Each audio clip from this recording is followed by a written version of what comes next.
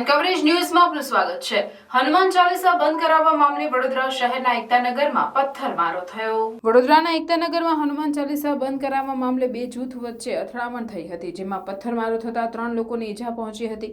પોલીસે ઘટનાની જાણ થતાં તાત્કાલિક ઘટના સ્થળે પહોંચી સ્થિતિ કંટ્રોલ કરી હતી। બે ઈજાગ્રસ્તોને સયાજી હોસ્પિટલમાં સારવાર અર્થે ખસેડવામાં આવ્યા છે।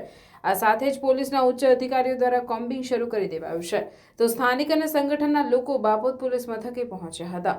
બાપોદ વિસ્તારમાં ઘટનાને પગલે એસીપી ડીસીપી કક્ષાના અધિકારીઓ પણ સ્થળ પર પહોંચી ગયા હતા। ત્યારે આ અંગે બાપોદ પીઆઈ એમઆર સંગાડાએ જણાવ્યું હતું કે આ ભજન કે હનુમાન ચાલીસા બાબતે બબાલ થઈ છે।